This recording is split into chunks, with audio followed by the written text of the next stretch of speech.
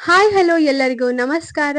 ನಿಮ್ಮೆಲ್ಲರಿಗೂ ಇವತ್ತಿನ ವಿಡಿಯೋಗೆ ಸ್ವಾಗತ ಸುಸ್ವಾಗತ. ಇಷ್ಟ ದಿನ ಕುಕಿಂಗ್ ವಿಡಿಯೋಸ್ ರೆಸಿಪಿ ವಿಡಿಯೋಸ್ ನೋಡ್ತಾ ಇದ್ರಿ. ಇವತ್ತು ಸಣ್ಣ ಚೇಂಜ್ ಇರ್ಲಿ ಅಂತ ಅನ್ಬಿಟ್ಟು ನನ್ನ ಪ್ರೆಗ್ನೆನ್ಸಿ ಜರ್ನಿ ಬಗ್ಗೆ ನಿಮ್ಮೊಟ್ಟಿಗೆ ಕೆಲವು ವಿಷಯನ ಶೇರ್ ಮಾಡ್ಕೊಳ್ಳೋಣ ಅಂತ ಅನ್ಕೊಂಡಿದ್ದೀನಿ. ಸೊ ನನ್ನ ಪ್ರೆಗ್ನೆನ್ಸಿ ಕನ್ಫರ್ಮ್ ಆಗಿದ್ದು ಸೆಪ್ಟೆಂಬರ್ 2024 ಅಲ್ಲಿ. ನಾನು ಅವಾಗ ಬ್ಯಾಂಗ್ಳೂರಲ್ಲಿ ವರ್ಕ್ ಮಾಡ್ತಾ ಇದ್ದೆ. ಸೊ ಕನ್ಫರ್ಮ್ ಆದ ತಕ್ಷಣ ಡಾಕ್ಟರ್ನ ಕನ್ಸಲ್ಟ್ ಮಾಡಿ ಅರ್ಲಿ ಸ್ಕ್ಯಾನಿಂಗ್ ಏನ್ ಮಾಡ್ತಾರೆ ಅದನ್ನ ಮಾಡಿಸ್ಕೊಂಡು ಅದರಲ್ಲಿ ಹಾರ್ಟ್ ಬೀಟ್ ಚೆಕ್ ಮಾಡಿದ್ರು. ಸೊ ಮಗು ಈ ತರ ಇದೆ ಅಂತ ಹೇಳಿ ಸ್ಕ್ಯಾನಿಂಗ್ ಮಾಡ್ಬೇಕಾದ್ರೆ ತೋರಿಸಿದ್ರು. ಸೊ ಎಲ್ಲದೂ ನಾರ್ಮಲ್ ಆಗಿತ್ತು. ಸೊ ಅದಾದ್ಮೇಲೆ ಸ್ವಲ್ಪ ದಿನ ನನಗೆ ಯಾವುದೇ ರೀತಿಯಾದಂತಹ ಸಿಂಪ್ಟಮ್ಸ್ ಲೈಕ್ ನಾಸಿಯಾ ವಾಮಿಟಿಂಗ್ ಏನೂ ಇರಲಿಲ್ಲ. ಬಟ್ ಆಮೇಲೆ ಶುರುವಾಯಿತು. ಅಂದರೆ 1.5 ತಿಂಗಳು 2 ತಿಂಗಳು ಹತ್ತತ್ರ ಬಂದಾಗ ನನಗೆ ಈ ನಾಸಿಯಾ ವಾಮಿಟಿಂಗ್ ಅಂತ ಅನ್ನೋದು ಶುರುವಾಯಿತು. ಸೊ ನನಗೆ ಲೈಟ್ ಆಗಿ ಸ್ಟಾರ್ಟ್ ಆಗಿದ್ದು ಈ nausea vomiting day by day ಜಾಸ್ತಿ ಆಗ್ತಾನೆ ಹೋಯ್ತು. ನಾನು ನನ್ನ ಮನೆಯಿಂದ ಆಫೀಸಿಗೆ, ಆಫೀಸಿಂದ ಮನೆಗೆ ಹೋಗಿ ಬರೋದೇ ಟ್ರಾವೆಲಿಂಗ್ ಅವರ್ಸೇನೆ ಟೋಟಲ್ 3 ಅವರ್ಸ್ ಆಗ್ತಾ ಇತ್ತು ಹೋಗಿ ಬಂದು ಮಾಡಲಿಕ್ಕೆ. ಸೊ ನನಗೆ ತುಂಬಾನೇ ಎಕ್ಸಾಸ್ಟ್ ಆಗಿದ್ದೀನಿ ಅಥವಾ ತುಂಬಾನೇ ಸುಸ್ತು ಅನ್ನೋ ಥರ ಫೀಲ್ ಆಗ್ತಾ ಇತ್ತು ದಿನ ಆಫೀಸಿಂದ ಮನೆಗೆ ಬರಬೇಕಾದ್ರೆ. ಸೊ ಅದ್ರ ಜೊತೆಗೆ ಲೈಟ್ ಆಗಿ ಈ ನಾಸಿಯಾ ಮತ್ತು ವಾಮಿಟಿಂಗ್ ಕೂಡ ಸ್ಟಾರ್ಟ್ ಆಗಿತ್ತು. ಸೊ ನಾನು ಮೆಟ್ರೋದಲ್ಲಿ ಟ್ರಾವೆಲ್ ಮಾಡ್ತಾ ಇದ್ದಿದ್ರಿಂದ ಕೆಲವೊಂದ್ಸಲ ಮೆಟ್ರೋದಲ್ಲೇ ತುಂಬ ರಶ್ ಇರ್ತಿತ್ತು. ಬೆಳಗ್ಗೆ ಹೋಗಬೇಕಾದ್ರೆ ಬ್ಯಾಂಗ್ಳೂರ್ ಮೆಟ್ರೋ ಎಷ್ಟು ರಶ್ ಇರತ್ತೆ ಅಂತ ಅಂದ್ಬಿಟ್ಟು ಹೇಳೋ ಅವಶ್ಯಕತೆ ಇಲ್ಲ, ಎಲ್ಲರಿಗೂ ಗೊತ್ತು. ಸೊ ಈ ತುಂಬ ರಶ್ ಇರಬೇಕಾದ್ರೆ ಮೆಟ್ರೋದಲ್ಲೇ ವಾಮಿಟ್ ಬರೋ ಥರ ಫೀಲ್ ಆಗ್ತಾ ಇತ್ತು.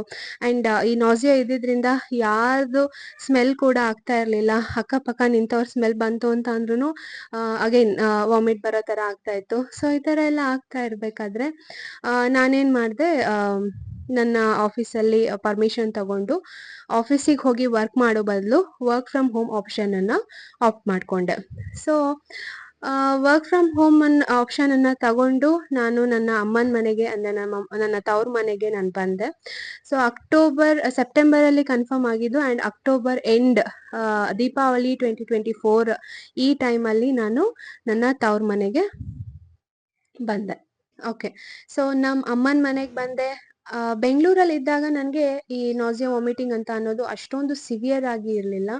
ಆದರೆ ಅಮ್ಮನ ಮನೆಗೆ ಬಂದಮೇಲೆ ದಿನದಿಂದ ದಿನಕ್ಕೆ ನನಗೆ ಈ ನಾಸಿಯಾ ವಾಮಿಟಿಂಗ್ ಜಾಸ್ತಿ ಆಗ್ತಾ ಹೋಯಿತು. ಎಷ್ಟರ ಮಟ್ಟಿಗೆ ಅಂತ ಅಂದರೆ ದಿನದಲ್ಲಿ ಒಂದು 10ರಿಂದ 12 ಸಲ ವಾಮಿಟ್ ಆಗ್ತಾ ಇತ್ತು. ಸೊ ತುಂಬಾ ಎಕ್ಸಾಸ್ಟ್ ಆಗಿ ಹೋಗ್ತಾ ಇದೆ, ತುಂಬಾ ಡಿಹೈಡ್ರೇಟ್ ಆಗ್ತಾ ಹೋಯಿತು. ಸೊ ನನ್ನ ದಿನ ಅಳದು ವಾಮಿಟ್ ಮಾಡೋದು, ತಿನ್ನೋದು, ಕೆಲಸ ಮಾಡೋದು, ಅಳೋದು, ವಾಮಿಟ್ ಮಾಡೋದು, ತಿನ್ನೋದು, ಕೆಲಸ ಮಾಡೋದು. ಸೊ ಇದೇ ಒಂದು ನಂದು ರೊಟೀನ್ ಆಗೋಗ್ಬಿಟ್ಟಿತ್ತು. ಸೊ ಡಾಕ್ಟರ್ ಹತ್ರ ಹೋಗಿ ಕೇಳಿದಾಗ ಅವರು ಏನು ಮಾಡೋಕ್ಕಾಗಲ್ಲ, ಇದೇ ಥರನೇ ಸಹಜ, ಬೇಕು ಅಂತಂದರೆ ಮಾತ್ರೆ ಬರ್ಕೊಡ್ತೀನಿ ತಗೊಳ್ಳಿ ಅಂತ ಹೇಳಿದರು. ಬಟ್ ನಾನು ವಾಮಿಟ್ನ ನಿಲ್ಸೋದಕ್ಕೆ ಅಂತ ಅಂದ್ಬಿಟ್ಟು ಯಾವುದೇ ರೀತಿಯಾದಂತಹ ಮಾತ್ರೆನ ತಗೊಳ್ಳಿಲ್ಲ. ನನ್ನ ಇಂಟೆನ್ಷನ್ ಏನಿತ್ತು ಅಂತಂದರೆ ಈ ನೇಚರ್ ನಮ್ಗೆ ಏನು ನ್ಯಾಚುರಲ್ ಆಗಿ ಕೊಡ್ತಾ ಇದೆ ಈ ಒಂದು ಅನುಭವನ, ಅದು ತಾನಾಗಿ ತಾನೇ ಸ್ಟಾಪ್ ಆಗಲಿ, ನಾನು ಎಕ್ಸ್ಟ್ರಾ ಮಾತ್ರೆ ಎಲ್ಲ ತಗೊಂಡು ಸ್ಟಾಪ್ ಮಾಡೋದು ಬೇಡ. ತೀರಾ ನನ್ಗೆ ಆಗೋದೇ ಇಲ್ಲ ಅನ್ನೋಂಥ ಒಂದು ಸ್ಟೇಜಿಗೆ ಹೋದಾಗ ಮಾತ್ರ ಮಾತ್ರೆ ತಗೊಳ್ಳೋಣ ಅನ್ನೋ ಒಂದು ನಿರ್ಧಾರನ ನಾನು ಮಾಡ್ಕೊಂಡಿದ್ದೆ. ಅದಕ್ಕೋಸ್ಕರ ನಾನು ಮಾತ್ರೆ ತಗೊಳ್ತಿರ್ಲಿಲ್ಲ. ಬಟ್ ಒಂದು ದಿನ ಮಾತ್ರ ಸಿವಿಯರ್ ಆಗಿ ವಾಮಿಟಿಂಗ್ ಆಗಿಬಿಟ್ಟು ನನಗೆ ಡಿಹೈಡ್ರೇಟ್ ಆಗಿ ಒಂದು ಹಾಸ್ಪಿಟಲಿಗೆ ಹೋಗಿ ಅಡ್ಮಿಟ್ ಆಗಿ ಲೈಕ್ ಡ್ರಿಪ್ಸ್ನ ತಗೊಂಡು ಅವತ್ತಿನ ದಿನ ಮಾತ್ರ ಏನು ಡಾಕ್ಟರ್ 2 ಡೇಸಿಗೆ ವಾಮಿಟ್ ನಿಲ್ಲೋದಕ್ಕೆ ಅಂತ ಅಂದ್ಬಿಟ್ಟು ಮಾತ್ರೆ ಕೊಟ್ಟಿದ್ರು, ಅದನ್ನು ಮಾತ್ರ ನಾನು ಕನ್ಸ್ಯೂಮ್ ಮಾಡದೆ ಬಿಟ್ಟರೆ ಈ ಪ್ರೆಗ್ನೆನ್ಸಿ ವಾಮಿಟಿಂಗ್ ಅಥವಾ ನಾಸಿಯಾಗೆ ಅಂತ ಅಂದ್ಬಿಟ್ಟು ನಾನು ಎಕ್ಸ್ಟ್ರಾ ಮಾತ್ರೆಗಳನ್ನು ತಗೊಳ್ಳಿಲ್ಲ.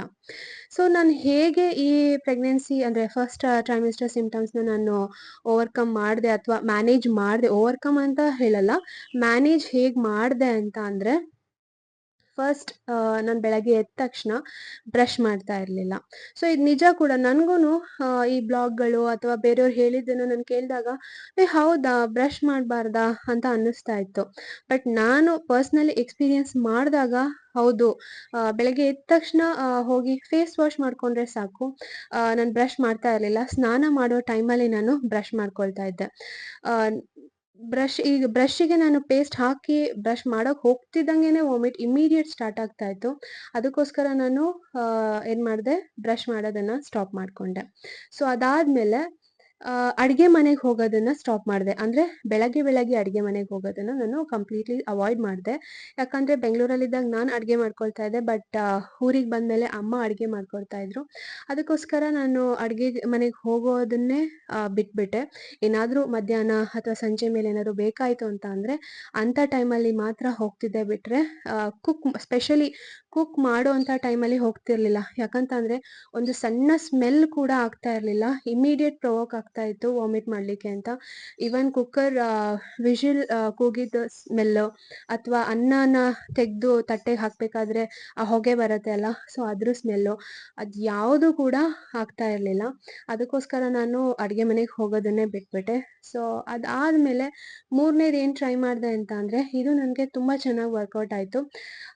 ಅಂದರೆ ಕಂಪ್ಲೀಟ್ಲಿ ವಾಮಿಟಿಂಗ್ನ ನಾಸಿಯಾನ ಸ್ಟಾಪ್ ಮಾಡ್ತು ಅಂತ ಅನ್ನೋದಕ್ಕಿಂತ ನನಗೆ ಸಮ್‌ಹೌ ಮ್ಯಾನೇಜ್ ಮಾಡೋದಕ್ಕೆ ಹೆಲ್ಪ್ ಮಾಡ್ತು ಅಂತ ನಾನು ಹೇಳ್ಬೋದು.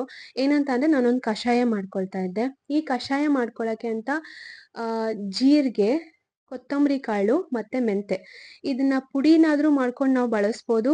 ಇಲ್ಲ ಇಡೀ ಕಾಳನ್ನ ಕೂಡ ನಾವು 1 ಲೋಟ ನೀರಲ್ಲಿ ಹಾಕಿ ಚೆನ್ನಾಗಿ ಕುದಿಸಿ ಕಷಾಯನ ಕುಡಿಯೋದ್ರಿಂದ ನನಗೆ ಒಂದು ಏನನ್ನಿಸ್ತಾ ಇತ್ತು, ಲೈಕ್ ಡಿಹೈಡ್ರೇಷನ್ ಆಗೋದನ್ನ ತಪ್ಪಿಸ್ತಾ ಇತ್ತು. ಹಾಗೆ ಈ ನಾಸಿಯಾ ಮತ್ತು ವಾಮಿಟಿಂಗ್ ಆಗೋದನ್ನ ಸ್ವಲ್ಪ ಮಟ್ಟಿಗಾದರೂ ಕಂಟ್ರೋಲಿಗೆ ತಗೊಂಬರೋದಕ್ಕೆ ನನಗೆ ಪರ್ಸ್ನಲಿ ಹೆಲ್ಪ್ ಮಾಡ್ತು ಅಂತ ನಾನು ಹೇಳ್ಬೋದು. ಅಷ್ಟೇ ಅಲ್ಲದೆ ನನ್ನ ಬಾಡಿನ ತಂಪಾಗಿ ಇಡಲಿಕ್ಕೂ ಕೂಡ ಇದು ಸಹಾಯ ಮಾಡ್ತು ಅಂತ ಅಂದ್ಬಿಟ್ಟು ನಾನು ಹೇಳ್ಬೋದು. ಸೊ ನಾನು ಈ ಕಷಾಯನ ಯಾವಾಗಲೂ ಅಮ್ಮ ಮಾಡಿಡ್ತಾ ಇದ್ರು. ಬೆಳಗ್ಗೆ, ಮಧ್ಯಾಹ್ನ, ಸಂಜೆ ಅಥವಾ ನನಗೆ ಯಾವಾಗ ಕುಡಿಬೇಕು ಅಂತ ಅನಿಸುತ್ತೆ, ಈಗ ವಾಮಿಟ್ ಆಯಿತಾ, ವಾಮಿಟ್ ಆದ ತಕ್ಷಣ ಫ್ರೂಟ್ಸ್ ತಿನ್ನಬೇಕು ಅಂತ ಅನಿಸಿದ್ರೆ ಫ್ರೂಟ್ಸ್ ತಿಂತಿದ್ದೆ. ಇಲ್ಲ ಈ ಕಷಾಯ ಕುಡಿಬೇಕು ಅಂತ ಅನಿಸಿದ್ರೆ ಈ ಕಷಾಯ ಅಥವಾ ನೀರು. ಸೊ ಈ ಥರ ನಾನು ರೂಢಿ ಮಾಡ್ಕೊಂಡು ಬಂದಿದ್ದು ನನಗೆ ಹೆಲ್ಪ್ ಆಯಿತು ಅಂತ ಹೇಳಲಿಕ್ಕೆ ಇಷ್ಟಪಡ್ತೀನಿ. ನಿಮಗೂ ಏನಾದರೂ ಸಿವಿಯರ್ ವಾಮಿಟ್ ಆಗ್ತಾ ಇತ್ತು ಈ ಪ್ರೆಗ್ನೆನ್ಸಿ ಟೈಮಲ್ಲಿ ಅಂತ ಅಂದರೆ ಇದನ್ನು ಒಂದ್ಸಲ ಟ್ರೈ ಮಾಡಿ ನೋಡಿ. ಇದರಿಂದ ಯಾವುದೇ ರೀತಿಯಾದಂಥ ಸೈಡ್ ಎಫೆಕ್ಟ್ಸ್ ಇರೋದಿಲ್ಲ, ಎಸ್ಪೆಷಲಿ ಈ ಟೈಮಲ್ಲಿ. ಸೊ ಈ ಥರ ಡಿಫ್ರೆಂಟ್ ಮೆಥಡ್ಗಳನ್ನು ಯೂಸ್ ಮಾಡಿಕೊಂಡು ನಾನು ನನ್ನ ಫಸ್ಟ್ ಟ್ರೈಮಿಸ್ಟರ್ ಸಿಂಪ್ಟಮ್ಸ್ ಏನಿದೆ ಅದನ್ನು ಮ್ಯಾನೇಜ್ ಮಾಡಿಕೊಂಡೆ. ಇದು ದೈಹಿಕವಾಗಿ ನಮ್ಮಲ್ಲಿ ಚೇಂಜಸ್ ಆಗ್ತಾ ಇರೋದು ಒಂದು ಕಡೆ ಆದರೆ, ಅದ್ರ ಜೊತೆಗೆ ನನಗೆ ಮಾನಸಿಕವಾಗಿಯೂ ತುಂಬಾ ಬೇಜಾರಾಗ್ತಾ ಇತ್ತು. ಬೇಜಾರು ಯಾಕೆ ಅಂತ ಅಂದರೆ, ಪ್ರತಿಯೊಂದಕ್ಕೂ ನನಗೆ ಇನ್ನೊಬ್ಬರು ಸಹಾಯ ಬೇಕು ಅನ್ನೋ ಥರ ಫೀಲ್ ಆಗ್ತಾ ಇತ್ತು. ಯಾಕಂದರೆ ತುಂಬಾ ಸುಸ್ತಾಗ್ತಾ ಇತ್ತು, ತುಂಬಾ ದೇಹ ಎಕ್ಸಾಸ್ಟ್ ಅನ್ನೋ ಥರ ಫೀಲ್ ಆಗ್ತಾ ಇತ್ತು. ಎಲ್ಲದಕ್ಕೂ ನಾನು ಆದಷ್ಟು ಅಮ್ಮನ ಹೆಲ್ಪ್ ತಗೊಳ್ತಾ ಇದ್ದೆ ಅಥವಾ ಮನೇಲಿ ಬೇರೆಯವ್ರ ಹೆಲ್ಪನ್ನು ತಗೊಂಡು ಮಾಡ್ತಾ ಇದ್ದೆ. ಅಮ್ಮಂಗೆ ಏನಾದರೂ ಹೆಲ್ಪ್ ಮಾಡೋಣ, ಅಟ್ಲೀಸ್ಟ್ ಒಂದು ಸ್ವಲ್ಪ ಕಸ ಗುಡಿಸಿ ನೆಲ ಒರೆಸಿ ಮಾಡೋಣ ಅಂತ ಅಂದ್ರೂ ಮಾಡೋಕ್ಕಾಗ್ತಾ ಇರಲಿಲ್ಲ. ಒಂದು ರೂಮ್ ಕಸ ಗುಡಿಸಿದ ತಕ್ಷಣ ಸುಸ್ತಾಗೋದು, ಮತ್ತೆ ಬಂದು ಮಲ್ಕೊಳ್ಳೋದು. ಇಲ್ಲ ನೆಲ ಒರೆಸಿದ ತಕ್ಷಣ ಸುಸ್ತಾಗೋದು, ಮತ್ತೆ ಬಂದು ಮಲ್ಕೊಳ್ಳೋದು. ಈ ಥರ ಮಾಡ್ಕೊಳ್ತಾ ಇದ್ದೆ. ಯಾವಾಗ್ಲೂ ನನ್ನ ಕೆಲಸ ನಾನೇ ಮಾಡ್ಕೊಂಡು ಅಭ್ಯಾಸ ಆಗಿ ಈಗ ಇನ್ನೊಬ್ರ ಮೇಲೆ, ಅಮ್ಮನೇ ಆಗಲಿ ಅಥವಾ ಯಾರೇ ಆಗಲಿ, ಇನ್ನೊಬ್ರ ಮೇಲೆ ನಾವು ಡಿಪೆಂಡ್ ಆಗಬೇಕು ಅಂತ ಅಂದಾಗ ಫೀಲೇ ಒಂಥರ ಬೇರೆ ಥರ ಇರುತ್ತೆ. ಸೊ ಈ ಥರ ಎಲ್ಲ ಬೇಜಾರಾಗ್ತಾ ಇತ್ತು. ಅದ್ರ ಜೊತೆಗೆ ಮೂಡ್ ಸ್ವಿಂಗ್ಸ್ ತುಂಬಾ ಆಗ್ತಾ ಇತ್ತು. ಇದ್ದಕ್ಕಿದ್ದಂಗೆ ನಗು ಬರೋದು ಅಥವಾ ಖುಷಿ ಆಗೋದು, ಖುಷಿ ಆಗಿದ್ದ ಮರುಕ್ಷಣದಲ್ಲೇ ಅಳು ಬರೋ ಥರ ಆಗೋದು. ಅದಕ್ಕೆ ಈ ರೀತಿಯಾದಂತಹ ಎಮೋಷ್ನಲ್ ಚೇಂಜಸ್ ನನಗೆ ತುಂಬಾ ಆಗ್ತಾ ಇತ್ತು. ಸೊ ಈ ಥರ ಆದಾಗ ನಾನು ಏನು ಮಾಡ್ತಾ ಇದ್ದೆ ಅಂತಂದರೆ, ಒಂದು ಬುಕ್ ಓದ್ಲಿಕ್ಕೆ ಟ್ರೈ ಮಾಡ್ತಾ ಇದ್ದೆ. ಇಲ್ಲ ಅಂತ ಅಂದರೆ ನನ್ನದೇ ಆದಂತಹ ಕೆಲವು ಆ್ಯಕ್ಟಿವಿಟೀಸ್ ಲೈಕ್ ಹೂ ಕಟ್ಟೋದಾಗಿರ್ಬೋದು ಅಥವಾ ದೇವರ ಭಜನೆ ಮಾಡೋದಾಗಿರ್ಬೋದು. ಈ ಥರ ಕೆಲವು ಆ್ಯಕ್ಟಿವಿಟೀಸಲ್ಲಿ ನನ್ನನ್ನು ನಾನು ಇನ್ವಾಲ್ವ್ ಮಾಡ್ಕೊಳ್ತಾ ಇದ್ದೆ. ಇಲ್ಲ ವಾಕಿಂಗಿಗೆ ಹೋಗ್ತಾ ಇದ್ದೆ. ಇದು ಯಾವುದೂ ಮಾಡೋಕ್ಕಾಗಿಲ್ವಾ, ಕಡೆಗೆ ಬಂದು ಯಾವ ಸಾಹಸನೂ ಬೇಡ ಅಂತ ಹೇಳಿ ಸುಮ್ಮನೆ ಮಲ್ಕೊಂಡು ಬಿಡ್ತಾ ಇದ್ದೆ. ಸಾಂಗ್ ಹಾಕ್ಕೊಂಡು ಅಥವಾ ಸಾಂಗ್ ಏನೂ ಇಲ್ದಲೇ ಆದ್ರೂ ಸುಮ್ಮನೆ ಮಲ್ಕೊಳ್ತಾ ಇದ್ದೆ. ಮಲ್ಕೊಳ್ಳೋದ್ರಿಂದ ನನಗೆ ಒಂಥರ ರಿಲ್ಯಾಕ್ಸ್, ಎದ್ಮೇಲೆ ಸ್ವಲ್ಪ ರಿಲ್ಯಾಕ್ಸ್ ಅಂತ ಅನ್ನಿಸ್ತಾ ಇತ್ತು.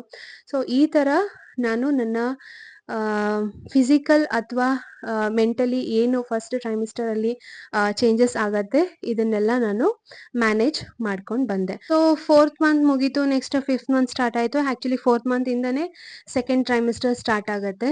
ಸೊ ನನ್ನ ಎಕ್ಸ್ಪೀರಿಯನ್ಸ್ ಪ್ರಕಾರ ಸೆಕೆಂಡ್ ಟ್ರೈಮಿಸ್ಟರ್ ಬೆಸ್ಟ್ ಅಂತ ಅಂದ್ಬಿಟ್ಟು ಹೇಳ್ಬೋದು. ಫಸ್ಟ್ ಟ್ರೈಮಿಸ್ಟರ್ ಮಾತ್ರ ನಂದು ತುಂಬಾ ವರ್ಸ್ಟ್ ಆಗಿತ್ತು. ಬಟ್ ಸೆಕೆಂಡ್ ಟ್ರೈಮಿಸ್ಟರ್ ಬೆಸ್ಟ್ ಅಂತ ಹೇಳ್ತೀನಿ. ಯಾಕಂತ ಅಂದರೆ ವಾಮಿಟಿಂಗ್, ನಾಸಿಯಾ ಕಂಪ್ಲೀಟ್ಲಿ ಸ್ಟಾಪ್ ಆಗಿ ಹೋಗಿತ್ತು. ಒಂದು ದಿವಸನೂ ನಾನು ವಾಮಿಟ್ ಮಾಡಲಿಲ್ಲ. ಯಾವಾಗಲೂ ಒಂದು ಸಲ ಮಾತ್ರ ಅಂದರೆ ಈ ಪ್ರೆಗ್ನೆನ್ಸಿ ಸಿಂಪ್ಟಮಿಂದ ವಾಮಿಟ್ ಆಗಿದ್ದಲ್ಲ, ಬೇರೆ ಏನೋ ತಿಂದೆ ಅಂತ ಅಂದ್ಬಿಟ್ಟು ಅದಕ್ಕೋಸ್ಕರ ನನಗೆ ವಾಮಿಟ್ ಆಗಿತ್ತು. ಅಷ್ಟು ಬಿಟ್ಟರೆ ನನಗೆ ಸೆಕೆಂಡ್ ಟ್ರೈಮಿಸ್ಟರಲ್ಲಿ ಯಾವುದೇ ರೀತಿಯಾದಂತಹ ಸಿಂಪ್ಟಮ್ಸ್ ಇರಲಿಲ್ಲ. ತುಂಬಾ ಸ್ಮೂತಾಗಿ ಸೆಕೆಂಡ್ ಟ್ರೈಮಿಸ್ಟರ್ ಪಾಸ್ ಮಾಡಿಕೊಂಡೆ. ಸೊ ಸೆಕೆಂಡ್ ಟ್ರೈಮಿಸ್ಟರಲ್ಲಿ ನನಗೆ ಹಸಿವಾಗೋದಕ್ಕೆ ಸ್ಟಾರ್ಟ್ ಆಯಿತು. ಫಸ್ಟ್ ಟ್ರೈಮಿಸ್ಟರಲ್ಲಿ ನೀರು ನೋಡಿದ್ರೂ ಇಷ್ಟ ಆಗ್ತಿರಲಿಲ್ಲ, ಊಟ ನೋಡಿದ್ರೆ ಇಷ್ಟ ಆಗ್ತಿರ್ಲಿಲ್ಲ, ಆರೋಗ್ಯಕ್ಕೆ ಒಳ್ಳೇದಾಗಿರೋವಂಥದ್ದು ಏನು ನೋಡಿದ್ರೂ ಇಷ್ಟ ಆಗ್ತಿರ್ಲಿಲ್ಲ. ಆದರೆ ಸೆಕೆಂಡ್ ಟ್ರೈಮಿಸ್ಟರಲ್ಲಿ ನನಗೆ ತುಂಬಾ ತಿನ್ನಬೇಕು, ಏನಾದರೂ ಸ್ಪೆಷಲ್ ಆಗಿ ಮಾಡ್ಕೊಂಡು ತಿನ್ನಬೇಕು, ಅದರಲ್ಲೂ ಸ್ಪೈಸಿ ಫುಡ್ ತುಂಬ ಚೆನ್ನಾಗಿ ತಿನ್ನಬೇಕು. ನನ್ನ ಫೇವ್ರೇಟ್ ಅಂತ ಅಂದರೆ ಪಿಜ್ಜಾನ ಮಾತ್ರ ನನಗೆ ತುಂಬ ಕ್ರೇವಿಂಗ್ಸ್ ಥರ ಆಗ್ತಾ ಇತ್ತು. ಸೊ ಎವ್ರಿ ಟೈಮ್ ನಾನು ಡಾಕ್ಟರ್ ಚೆಕಪ್ಗೆ ಹೋದಾಗ ಪಿಜ್ಜಾ ಅಂತೂ ಒಂದು ಕಂಪಲ್ಸರಿ ಇದ್ದೇ ಇರ್ತಾ ಇತ್ತು. ಸೊ ಒಟ್ಟಿನಲ್ಲಿ ನನಗೆ ಸೆಕೆಂಡ್ ಟ್ರೈಮಿಸ್ಟರಲ್ಲಿ ತಿನ್ನಬೇಕು ಅನ್ನುವಂಥ ಒಂದು ಆಸೆ ಜಾಸ್ತಿ ಆಗ್ತಾ ಇತ್ತು. ಅದಲ್ಲದೆ ಮಾಮೂಲಿ ಇನ್ನು ಸುಸ್ತಾಗೋದು ಅಥವಾ ತುಂಬ ನಿದ್ದೆ ಬರೋ ಹಾಗಾಗೋದು ಆ್ಯಂಡ್ ಬ್ಯಾಕ್ ಪೇನ್ ನನಗೆ ಮುಂಚೆಯಿಂದನೂ ಅಂದರೆ ಪೀರಿಯಡ್ಸ್ ಯಾವಾಗ ಯಾವಾಗ ಆಗ್ತಿತ್ತು ಅವಾಗೆಲ್ಲ ನನಗೆ ತುಂಬಾ ಬ್ಯಾಕ್ ಪೇನ್ ಇರ್ತಿತ್ತು. ಈಗ ಅದ್ರ ಡಬಲ್ ಆಗಿದೆ ಅಂತ ಹೇಳ್ಬೋದು. ಸೊ ಅದ್ರ ಜೊತೆಗೆ ನಮಗೆ ವೆಯ್ಟ್ ಗೇನ್ ಆಗ್ತಿರತ್ತೆ ಆ್ಯಂಡ್ ಮಗುನೂ ಗ್ರೋತ್ ಆಗ್ತಾ ಇರತ್ತೆ ಆ್ಯಂಡ್ ನಮ್ಮ ಬಾಡಿಲೂ ಸ್ವಲ್ಪ ಚೇಂಜಸ್ ಆಗ್ತಾ ಇರತ್ತೆ ಅಲ್ಲ, ಅದರಿಂದನೂ ನನಗೆ ಬ್ಯಾಕ್ ಪೇನ್ ಜಾಸ್ತಿ ಆಗ್ತಾ ಇತ್ತು. ಸೊ ಇದಿಷ್ಟು ನನ್ನ ಸೆಕೆಂಡ್ ಟ್ರೈಮಿಸ್ಟರಲ್ಲಿ ಆಗ್ತಾ ಇತ್ತು. ಆ್ಯಂಡ್ ಸೆಕೆಂಡ್ ಇದರಲ್ಲಿ ಮಾಡಿಸುವಂತಹ ಸ್ಕ್ಯಾನಿಂಗ್ ಯಾವುದು ಅಂದರೆ ಅನಾಮಲಿ ಸ್ಕ್ಯಾನಿಂಗ್ ಮಾತ್ರ ತುಂಬಾನೇ ಇಂಪಾರ್ಟೆಂಟ್. ಯಾಕಂತ ಅಂದರೆ ಈ ಸ್ಕ್ಯಾನಿಂಗಲ್ಲಿ ಮಗುವಲ್ಲಿ ಏನಾದರೂ ಡಿಫಾರ್ಮಿಟೀಸ್ ಇತ್ತು ಅಥವಾ ಡಿಫೆಕ್ಟ್ಸ್ ಇತ್ತು ಅಂತ ಅಂದರೆ ಇದರಲ್ಲಿ ಈಸಿಯಾಗಿ ಐಡೆಂಟಿಫೈ ಮಾಡ್ಬೋದು. ಬಟ್ ಈ ಸ್ಕ್ಯಾನಿಂಗಿಗೆ ನನಗೆ ನಂಬ್ತಿರೋ ಇಲ್ವೋ ಮಧ್ಯಾಹ್ನ 2 ಗಂಟೆಗೆ ಸ್ಕ್ಯಾನಿಂಗಿಗೆ ಹೋದವಳು ಸಂಜೆ 6 ಗಂಟೆ ತನಕ ಟೈಮ್ ಹಿಡಿದಿದೆ. ಯಾಕಂತ ಅಂದರೆ ಮಗು ಉಲ್ಟಾ ಮಲ್ಕೊಂಡಿತ್ತು. ನನ್ನ ಕೇಸಲ್ಲಿ ಉಲ್ಟಾ ಅಂದರೆ ಮುಖನ ಕೆಳಗೆ ಮಾಡಿಕೊಂಡು ಮುಖ ಮುಚ್ಕೊಂಡು ಮಲ್ಕೊಂಡಿತ್ತು. ಸೊ ಅದು ಟರ್ನ್ ಆಗಬೇಕು. ಯಾಕಂದರೆ ಇದರಲ್ಲಿ ಅನಾಮಲಿ ಸ್ಕ್ಯಾನಲ್ಲಿ ಮೇಯ್ನಾಗಿ ಮೂಗಿನ ಅಳತೆ ಮಾಡ್ತಾರೆ, ನೇಸಲ್ ಲೆಂತ್ ಎಷ್ಟಿದೆ ಅಂತ ಏನೋ ಚೆಕಪ್ ಮಾಡ್ತಾರೆ. ಸೊ ಆದರೆ ಮಗುವಿನ ಮುಖನೇ ಏನಾಗಿತ್ತು, ಕೆಳಗಾಗಿದ್ರಿಂದ ಅದ್ರ ಮೆಷರ್ಮೆಂಟ್ ತಗೊಳಕ್ ಆಗ್ತಿರ್ಲಿಲ್ಲ. ಸೊ ಎವ್ರಿ ಟೈಮ್ ಸ್ಕ್ಯಾನಿಂಗಿಗೆ ಹೋಗ್ಬಿಟ್ಟು ಅವರು ಏನೋ ಚೆಕ್ ಮಾಡ್ತಾರೆ, ಮಗು ಇನ್ನೂ ತಿರ್ಗಿಲ್ಲ ಅಂತ ಹೇಳೋದು, ವಾಪಸ್ ಬರೋದು, ನೀರು ಕುಡಿಯೋದು, ವಾಕ್ ಮಾಡೋದು, ಸ್ವೀಟ್ ತಿನ್ನಿ ಅಂತ ಹೇಳಿದರು. 2-3 ಡೈರಿ ಮಿಲ್ಕ್ ಚಾಕ್ಲೇಟ್ ತರಿಸ್ಕೊಂಡು ತಿಂದಿದ್ದೆ, ಆದರೂ ಕೂಡ ಟರ್ನ್ ಆಗಿರಲಿಲ್ಲ. ಈ ಥರ ಒಂದು 4-5 ಸಲ ಆಯಿತು. ನನಗೆ ಇದನ್ನು ಮಾಡಿ ನನಗೆ ಸುಸ್ತಾಗ್ಲಿಕ್ಕೆ ಶುರುವಾಗೋಯಿತು. ಆ್ಯಂಡ್ ಲಾಸ್ಟ್ ಫೈನಲ್ ಆಗಿ ನನಗೆ ನಾನೇ ಡಿಸೈಡ್ ಮಾಡಿಕೊಂಡೆ, ಇದೊಂದು ಸಲ ಟ್ರೈ ಮಾಡೋಣ. ಅಕಸ್ಮಾತ್ ಏನಾದರೂ ಮಗು ಟರ್ನ್ ಆಗಲೇ ಇಲ್ಲ ಅಂತ ಅಂದರೆ ನಾಳೆ ಅಂದರೆ ನೆಕ್ಸ್ಟ್ ಡೇ ನಾವು ಇನ್ನೊಂದ್ಸಲ ಸ್ಕ್ಯಾನಿಂಗಿಗೆ ಬರೋಣ ಅಂತ ನನಗೆ ನಾನೇ ಡಿಸೈಡ್ ಮಾಡಿಕೊಂಡು ಏನೋ ನನ್ನ ಮಗುಗೂ ಹೇಳಿದೆ, ನೋಡು ಪುಟ್ಟ, ಅಮ್ಮಂಗೆ ತುಂಬ ತೊಂದರೆ ಕೊಡಬೇಡ, ಈ ಸಲ ದಯವಿಟ್ಟು ತಿರುಗು, ಈ ಸಲ ಸ್ಕ್ಯಾನಿಂಗ್ ಮಾಡಿಸ್ಕೊಂಡು ಹೋಗಲೇಬೇಕು ನಾನು ಅಂತ ನನ್ನ ಮನಸ್ಸಲ್ಲೇ ನಾನು ಹೇಳ್ಕೊಂಡು ಇನ್ನೊಂದು ಸ್ವೀಟ್ ಇದು ಚಾಕ್ಲೇಟ್, ಡೈರಿ ಮಿಲ್ಕ್ ಚಾಕ್ಲೇಟ್ನ ತರಿಸ್ಕೊಂಡು ತಿಂದು 1 ಲೋಟ ನೀರು ಕುಡಿದು, ಅಲ್ಲಿ ಸ್ಟೆಪ್ಸ್ ಇತ್ತು ಹಾಸ್ಪಿಟಲಲ್ಲಿ, ಅದನ್ನೇ ಒಂದು 10 ಸಲ ಕಂಟಿನ್ಯೂಸ್ ಆಗಿ ಚೂರು ರೆಸ್ಟ್ ತಗೊಳ್ದೆ ಮೇಲೆ ಹತ್ತು ಇಳಿದು ಮಾಡಿದೆ. ಸೊ ಅದಾದಮೇಲೆ ಫೈನಲಿ ಹೋದಾಗ ಮಗು ಟರ್ನ್ ಆಗಿತ್ತು.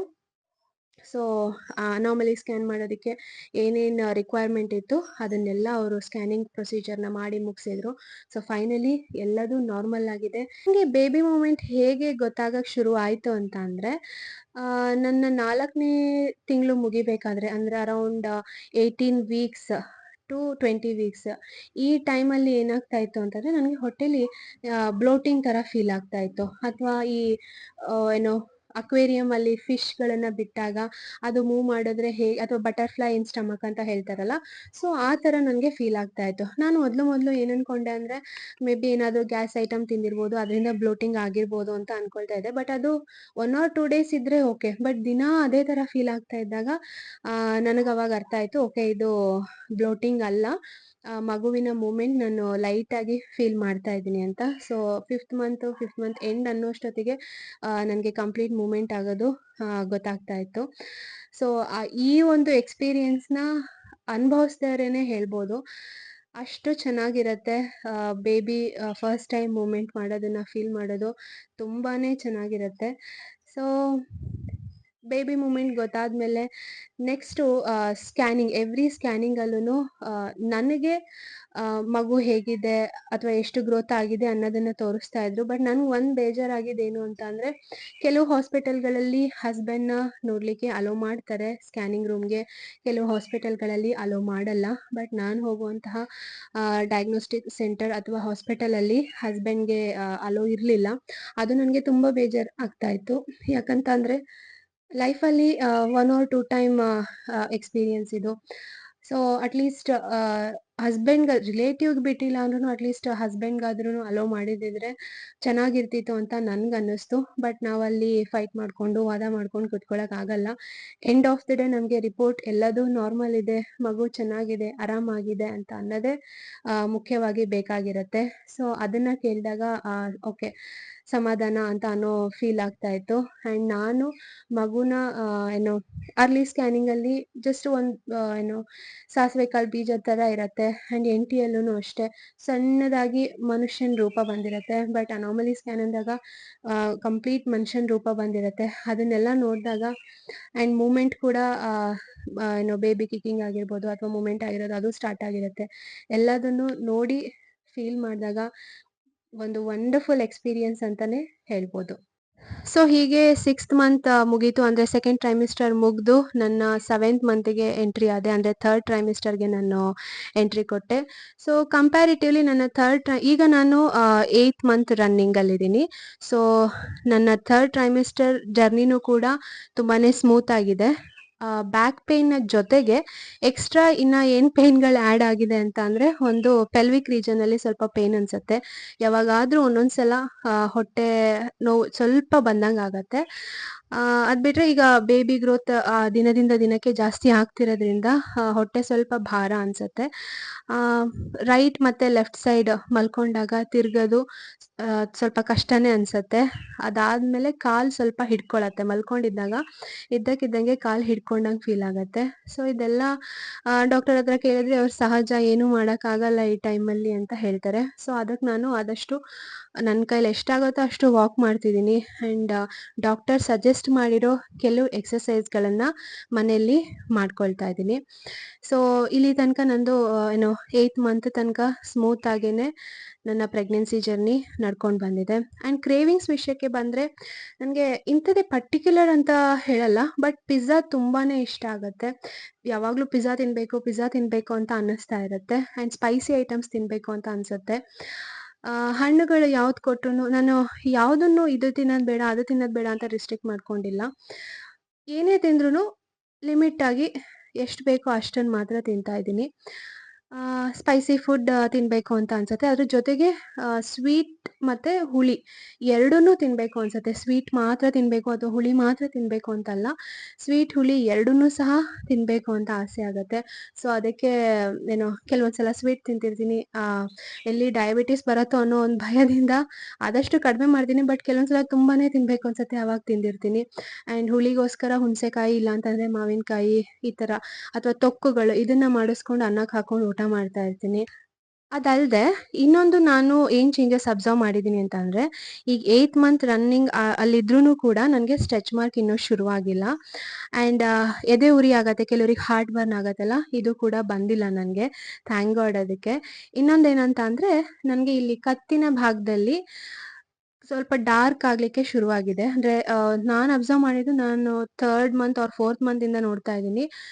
ಎಷ್ಟು ಚೆನ್ನಾಗಿ ಉಜ್ಜಿದ್ರೂ ಅದು ಹೋಗ್ತಾ ಇಲ್ಲ, ಕಪ್ ಆಗಲಿಕ್ಕೆ ಶುರುವಾಗಿದೆ. ಸೊ ಇದು ಏನಕ್ಕೆ ಅಂತ ಡಾಕ್ಟರ್ ಹತ್ರ ಕೇಳಿದಾಗ ಅವ್ರು ಹೇಳಿದ್ರು, ಕೆಲವು ಹಾರ್ಮೋನಲ್ ಚೇಂಜಸ್ಸಿಂದ ಹೀಗಾಗತ್ತೆ, ಇದಕ್ಕೆಲ್ಲ ಟ್ರೀಟ್ಮೆಂಟ್ ಬೇಡ, ನಿಮ್ಮ ಡೆಲಿವರಿ ಆದಮೇಲೆ ಆಟೋಮೆಟಿಕ್ ಅದು ಹೋಗುತ್ತೆ ಅಂತ ಹೇಳಿದ್ದಾರೆ. ನನಗೂ ಏನಕ್ಕೆ ಹಾಗೆ ಬರ್ತಿದೆ ಅನ್ನೋ ರೀಸನ್ ಗೊತ್ತಿಲ್ಲ. ವಿಡಿಯೋ ನೋಡೋರಲ್ಲಿ ನಿಮ್ಗೇನಾದರೂ ಯಾಕೆ ಹಾಗಾಗತ್ತೆ ಅಂತ ವಿಷಯ ಗೊತ್ತಿದ್ರೆ ಕಮೆಂಟ್ ಮೂಲಕ ನನಗೆ ತಿಳಿಸಿ, ನಾನು ತಿಳ್ಕೊಳ್ತೀನಿ ಏನಕ್ಕೆ ಅಂತ. ಸೊ ಇದಿಷ್ಟು ನನ್ನ ಪ್ರೆಗ್ನೆನ್ಸಿ ಜರ್ನಿ.